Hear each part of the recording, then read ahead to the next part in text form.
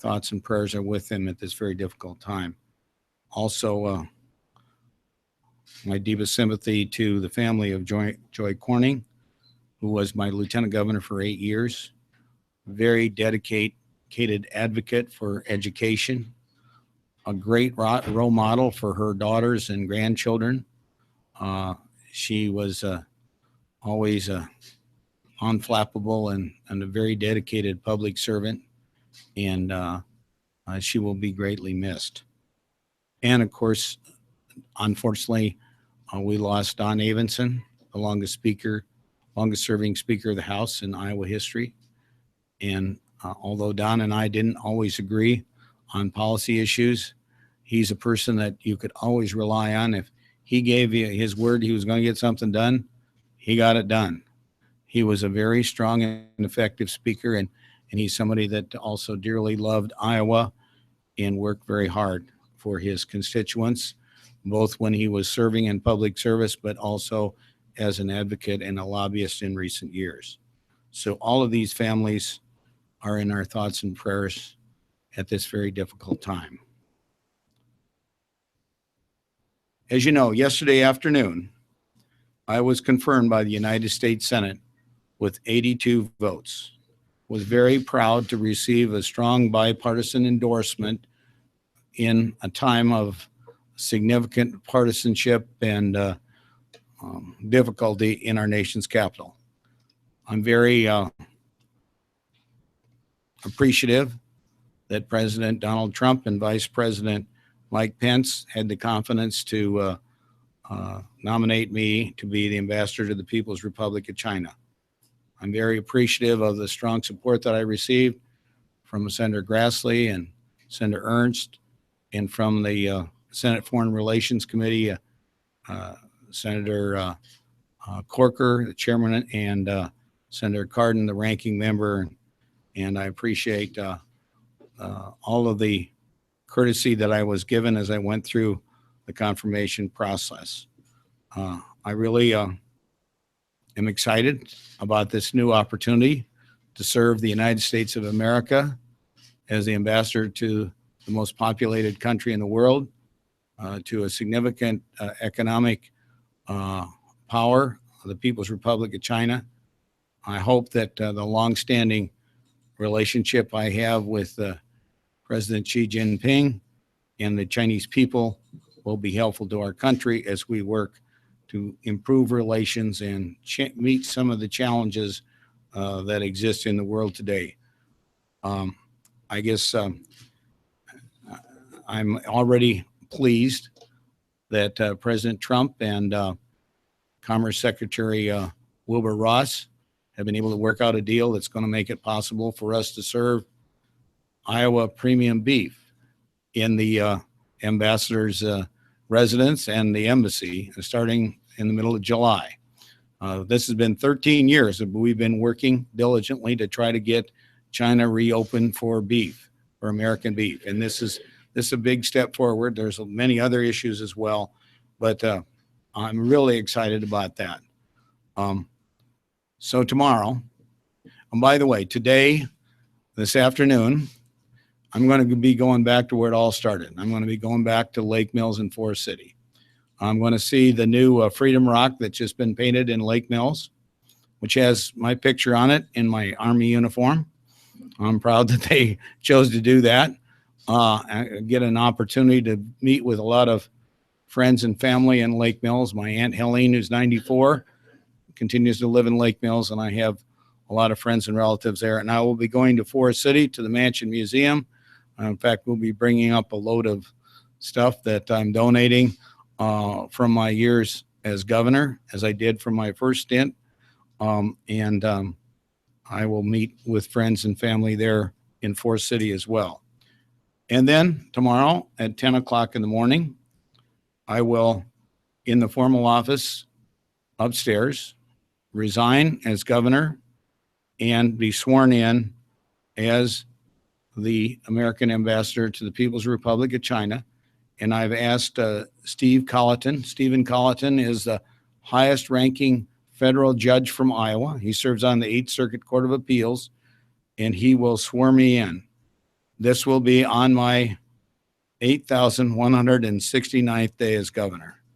So I'm really honored and proud to have been chosen by the people of Iowa to serve that significant period of time, 22 years, 4 months, and so many days. And we do have the days down to 8,169. So anyway, I'm also very excited to be able to leave the governorship in the hands of a very dedicated public servant who has worked diligently and been a great partner of mine, and that is Kim Reynolds. I have no doubt that she will lead the state to bigger and better things in the future, and I know nobody that's ever been as well prepared to take over the responsibilities as the chief executive of the state as Kim Reynolds. So I'm pleased to turn it over to her now to tell you more about the transition.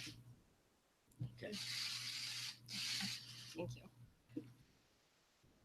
Well, I'm going to try to get through this without getting emotional, which is going to be a little bit of a challenge. So, but I want to start too by expressing my sympathy to the Vilsack family, Joy Corning's family, and Don Avison's family. I just can't even imagine the heartache that all of them must be feeling today, and our thoughts and prayers continue to be with each and every one of them. I just want to say thank you, Governor, for your unselfish and historic service to this great state. It's difficult to even try to begin to convey how much I appreciate the opportunity to work with you. On June 22nd of 2010, I received a call from Governor Branstad asking if I would be his running mate. And from that day through today and every day in between, I have had the opportunity to learn from one of the best governor in the nation. He has challenged and inspired me every day. His competitive nature is contagious, whether it was the 99 counties or the Governor Steer show or who could get to a groundbreaking or a ribbon cutting first. I did know who was always supposed to come in first, but that doesn't mean that I wasn't challenged every day to get right there to the edge and continue that competition.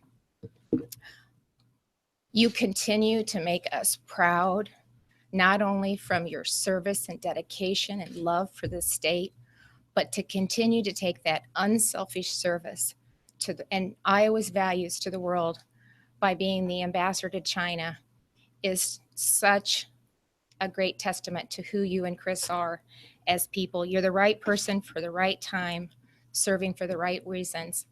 And I just want to say personally, thank you for giving me the opportunity to serve with you.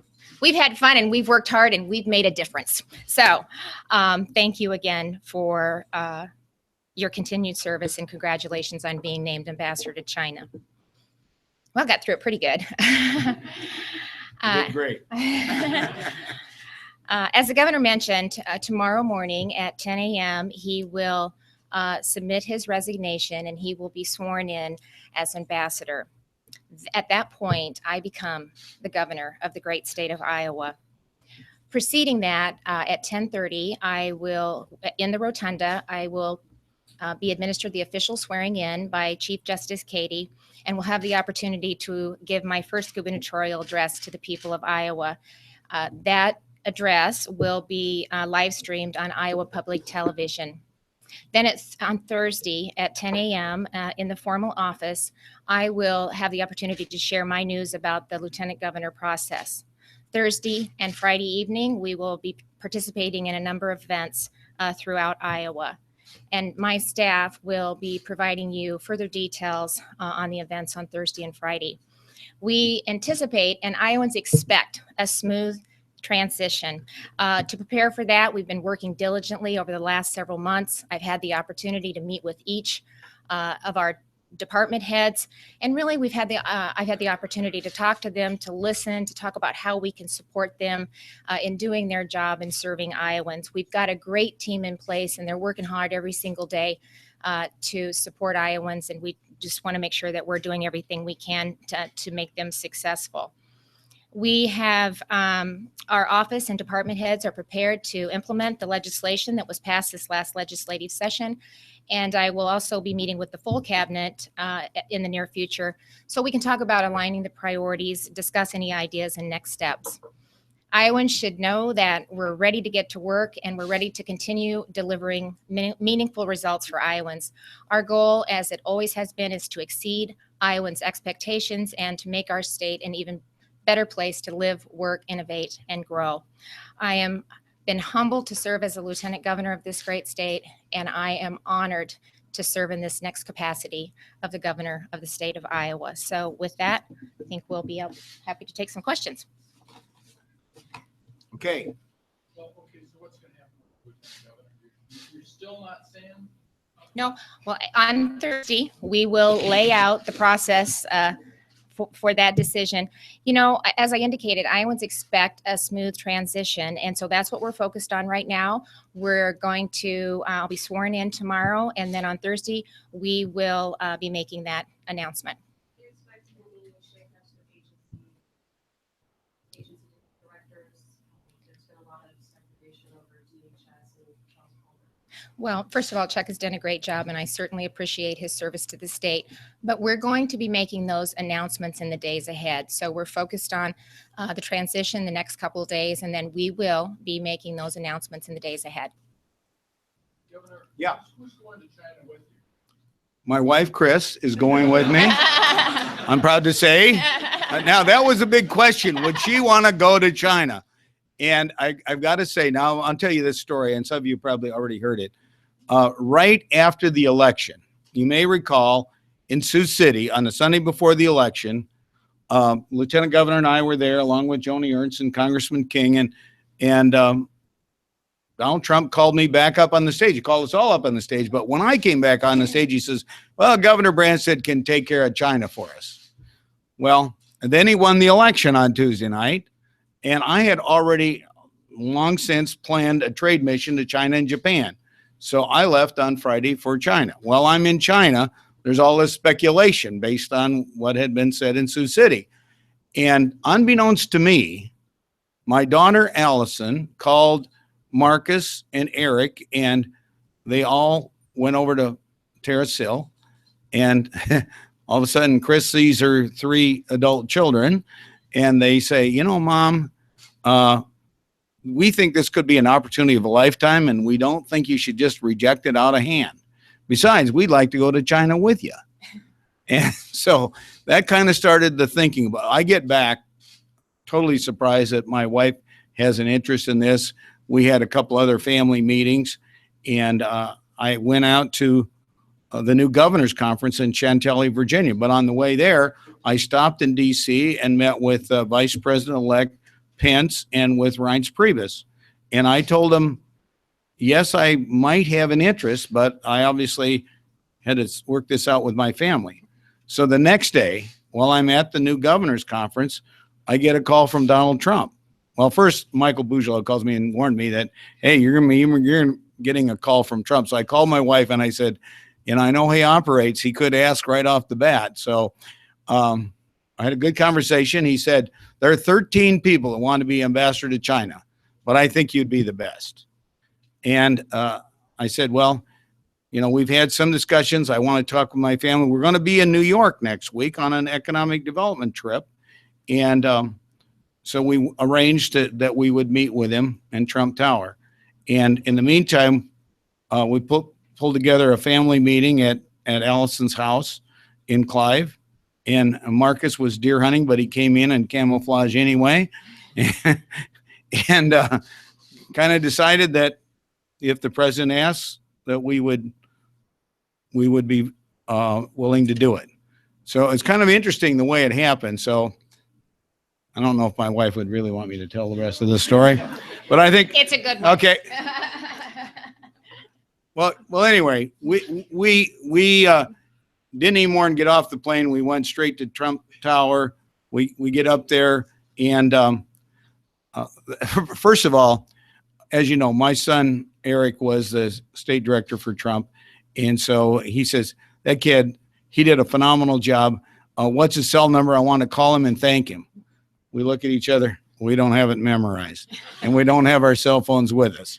So, but anyway, he was coming to Des Moines for a a thank you event in a couple days. But he looks at my wife and he says, "You want to do this?"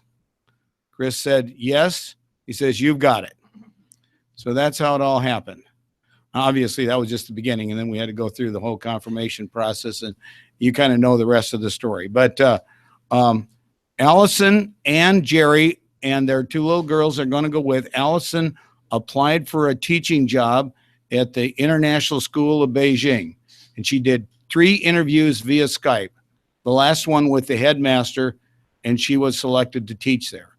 And because she's going to be teaching there, her daughters are going to be able to go to school there tuition free, which is a big deal. So she and Jerry and the girls are going with. I think you're aware that my oldest son, Eric, has been selected to be the Commerce Commission chief liaison to the White House. So he's working directly with Wilbur Ross. In fact, Eric and Adrienne were at Wilbur's home open house. Wilbur bought a very nice house in Northern Virginia and had an open house last night. And so Eric and Adrienne were at that, and they're coming back tonight to be here for the event tomorrow morning. So they're flying on the direct flight back, So that's kind of the situation. Marcus is working for the American Chemistry Council, and his wife works at Des Moines University, and they're going to be here in Des Moines. And, well, they live in actually Adel address, yes. I don't know for sure. We will be here staying over the weekend out at the lake. We have a place at Lake Panorama. We're in the process of packing. And by the way, this is the way this goes. So the State Department will ship a whole lot of stuff via slow boat to China. It's about 8 weeks. And then there's, I think, 4,000 pounds that can go by air. Then we have some stuff that we want to store to keep when we get back. So, and frankly, until I was confirmed, they wouldn't do any of this. Now that the confirmation's over, we want to move as quickly as possible and see how quickly we can get this all done. But yeah, we're going to be in the process of packing, and we've been doing that here and at Terrace Hill. Yes. This press release says that a professional photographer will shoot still photographs. Why not use a member of the open press? I'm not sure. Is that a staff decision that was made? And yeah. Why not? I mean, Well, we've had all kind. We actually had a volunteer photographer who came and took family pictures of us at Terrace Hill just over the weekend. So if there's the opportunity to use a member of the open press, is that something that the staff may consider? well, It's a space issue with any, just one person. So I wouldn't take this photo. We don't have the space available, home office to just. but listen, I'm open to photographs that anybody wants to take, whether it's the press or the public. And you can't believe all of the selfie photos that have been taken here these days. It's unbelievable. So I have no objections to anybody in the press or anybody in the public that wants to take my picture. I've probably got more pictures taken than anybody else. By the way, my first trip to China was 1984, and there was a Max Olson, worked for economic development at the time, and we had 50 people that went on that trip. He has since recently passed away, and his son sent me photos from that first trip. So they're not big, but I have a bunch of interesting photos of the whole delegation, or 50 of us, that went on that first trip to China back in 1984. So, yes. You've had weekly meetings. What sort of relationship do you intend to have with the press in China? And how do you, many of the senators who spoke on your behalf mentioned that you will be a champion of American values, including freedom of press and freedom of dissent. As you well know, the Chinese system is very different than ours. The government, they have a one-party system, and the government controls the press. Now, because I'm an old friend of the president of China, I get treated unbelievably well in China. It's unreal. I get treated almost like a rock star, as do most other Iowans, because they know this relationship and they're all curious about it and whatever. Now, and the China Daily, which has 500 million circulation, we've gotten great coverage there. Now, in my new role as the United States ambassador to China, I'm not, and instead of being just an old friend of China who has had this longstanding sister state, it may be a little more difficult because I will be saying things on behalf of the American people that the Chinese government or the Chinese media may not agree with. So I expect it will not be quite as, and also I'm realistic. I don't know that I am going to be able to change their system, but I certainly want to be an advocate for human rights, for intellectual property rights, and for many of these issues that we as Americans care deeply about. And I shared that with the members of the Senate Foreign Relations Committee when we had the hearing. And some of that I hope to be able to do behind the scenes through direct and candid conversations with the Chinese leadership. But there will be occasions when I'm sure I will be asked to speak publicly on issues as well. Governor, now that you're a member of the Trump administration, what concerns do you have about the ongoing investigation, campaign, and members of his administration? Well, I'm not going to comment about that. My responsibility is really to represent America in China and to work with the administration. I am very encouraged about the initial meeting that the President Trump had with President Xi Jinping in Mar-a-Lago. And we've already seen results with regard to, opening up China for beef, the relationship in dealing with the threat from North Korea. And that's a huge problem, not only for America and China, but for the whole world. And I'm hopeful that, and I think the Chinese, I think they recognize that the leader of North Korea is a real threat because his half-brother was living in Macau, which is in China, and then he was murdered at the Kuala Lumpur airport.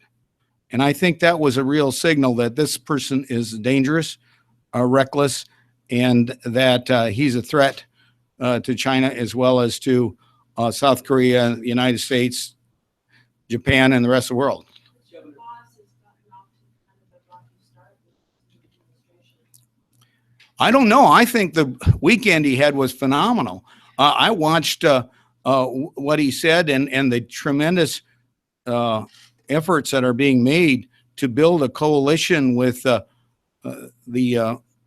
people in Saudi Arabia and other Muslim countries, also in Israel, and the relationship between Israel and Saudi Arabia, which historically has not necessarily been great, I think has a chance to improve dramatically.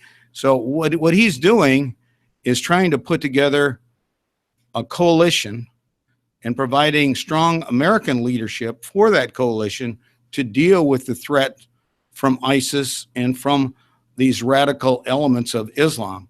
And let me tell you, the people in Saudi Arabia and Egypt and these other countries feel just as threatened as Israel does about what's going on with Iran. Governor, will any members of your staff or any other Iowans be going with you to China? That will still remain to be seen. We're working with the State Department. There are about 2,300 employees of the embassy and the 5 consulates in China. I may be able to take 1 or 2 people, but that still has not been worked out. And there's a lot of clearances and things that have to be approved by the State Department. I want to say that there is an Iowan, a former Iowan, that works at the State Department, and he's very close with Secretary Tillerson, and his name is Brian Hook. Brian was an intern for me back in the 90s. His grandfather, Henry Hook, was the publisher of the Quad City Times. And while I was in D.C., meeting with the State Department and practicing and preparing for my meeting with members of the Senate Foreign Relations Committee, had lunch at the State House cafeteria, And Brian came up to me. And so it's really good to have somebody that is an old friend, that somebody we've known a long time and is an Iowan in a very key position. He was also at Mar-a-Lago for the meeting with Xi Jinping.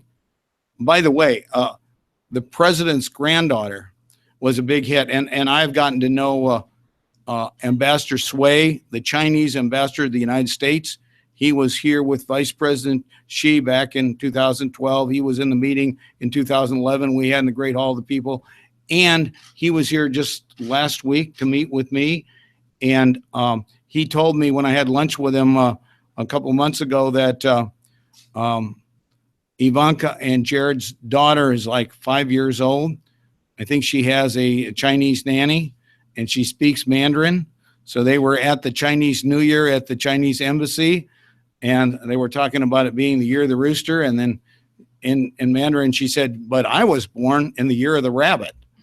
And then she also sang a little a poem to President Xi Jinping at Mar-a-Lago. So it's gone viral, I guess, in China. And that kind of relationship and that kind of diplomacy, I think, is helpful.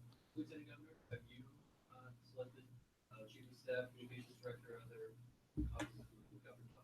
Yeah, we have made those decisions, but they will be announced in the forthcoming days. I have a question, Ronald. I'm just also curious if you have the same expectations for the level of openness that Yep. Governor Rice has had in terms of communication with the press, meeting the press conference, for those same plans. One of the things I'm most proud of is the access that we provide not only to the press, but to Iowans. That's why we go to all 99 counties. And I absolutely anticipate or will continue to do the weekly press conferences. Governor, the president has Yep. a certain style of talking and debating that is unlike your style. Well, that's true. But I will say this. Well, when I was there in November, before I ever knew that I was going to be asked to be ambassador to China, I just reminded the people in both China and Japan that Donald Trump's a businessman. Many years ago, he wrote a book called The Art of the Deal. And the best deal is one that's a win-win situation that'll be beneficial to both sides. And with my longstanding relationship and friendship with the Chinese leadership and the Chinese people, I think he recognizes that I could be an important go-between that can help with those relations. And I think he's off to a good start with and he intends to visit China later this year. So I will be there, sometime this summer. And so I'm looking forward to being involved in that visit when the president does visit China later this year. But I think that Donald Trump is, I think just this first foreign trip that he has right now is going very well. And I think he is showing that America is going to be strong and reliable as a counterforce to the threats from ISIS and from the radical Islamic extremists that threaten. And we're just involved in this tragedy that happened in England yesterday. 22 years, 4 months, yeah. Yeah. Well, every one of them is different. And I think one of the reasons I've been successful is, first of all, I learned to work hard at a very early age and never take anything for granted. And secondly, I've tried to be a good listener and be available and accessible to the people. And also, I've also, in all of my campaigns, tried to lay out my vision, my goals for the state, and I think people, even though not everybody's going to agree with my positions on issues, I think they respect that I'm an honest person, that I'm sincere, and that I will work hard for what I believe in. Yes. Go to Bill, 1 second behind you first, and then to Bill. Yes. Can you just talk about why you want to be the ambassador to China? Well, I was asked by the President of the United States. I guess I never in my life expected this would happen. A small farm kid from northern Iowa, but my goal in life was to be governor of Iowa. And I've had the great honor and opportunity to do that now longer than anybody else has ever served in this state or any other state. So that's been a great opportunity. But now when the President of the United States asked me to play a key role in dealing with the second largest economic power and the largest population in the world, and the fact that I have this longstanding relationship with the leadership of China, I just felt that it's a challenge that I ought to take on. And I'm honored and I'm proud to have been selected, and I want to do the very best that I can to make a big difference. Governor, are you in support for election in the 2018 campaign? And will you continue to be involved in Iowa politics? Well, I don't know as ambassador that I can be that involved in Iowa politics, but she's got my 100% support. And obviously, For election in 2018. absolutely.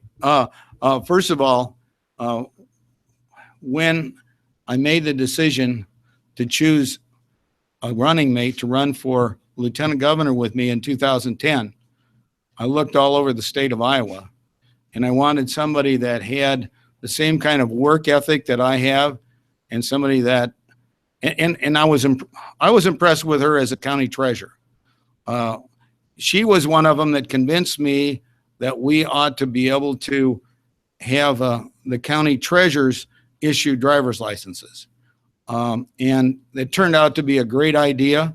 It saved money. The public loves it because they can now get their license renewed every working day. I think in 80, what is it now? Up to 83 counties, in 83 counties of the state of Iowa. Now in the big counties like Des Moines, you don't want them tripsing through the courthouse. But in the smaller counties that can be done, and it's been worked very well. And so then she was chosen to be the best county treasurer in America. And then I encouraged her to run for the state Senate. She got elected to the state Senate. Actually, I'd encouraged her a couple of times before she actually did run. But and she did a great job in the state Senate. And you know, what's impressed me about Kim Reynolds is she leaves no stone unturned. She wants to know the details. She wants to get to know the people, and she's very much a policy wonk in terms of, you know, and she's done that with the STEM efforts, with science, technology, engineering, and math, and now with the Future Ready Iowa, and so many other things. She's led trade missions, and I've gotten great feedback from the people who have gone with her on the great impression that she's made on those trips. So I think nobody has ever been as well prepared to be governor as Kim Reynolds, and that's why I am proud to support her and support her for re-election in this office. And I know that she's got to earn it by what she does, but I think she's proven to me that she's ready to do the job and do it well. Try to move quickly through these, Ben. As ambassador, besides promoting U.S. beef, and what other ways do you see as far as promoting U.S. agriculture in China? Well, I've already talked with Tom Vilsack, who is now representing the Dairy Export Council. I think there's an opportunity to expand dairy sales in China as well. You know, and they have recently abandoned their one-child policy, so they're going to have more kids, and they need milk. You know, and dairy products is a good thing, and we can supply a safe, reliable supply of dairy products. We already sell more soybeans. Last year, I was astounded to hear this. 48% of our soybeans were sold to China last year. 48%, more than all the rest of the countries in the world. And of course, we're selling a lot of pork. The lieutenant governor and I visited that new pork plant in Sioux City, and 40% of that pork is going to go to Asia, China, Japan, South Korea, many other countries. So I see great opportunities there. I want us to continue to try to break down some of the barriers. And actually, there's some restrictions on DDGs right now that we want to get eliminated so we can sell. And China was buying a significant amount of that, but they put a tariff on it. We want to try to get that eliminated. So there's a lot of issues. And obviously, there's a trade representative in the Commerce Department and many other people and many groups. But obviously, I'm someone that cares deeply about those issues. I want to be hands-on involved and helpful in every way that I can. In your first address to Island as governor, what are you hoping to declare?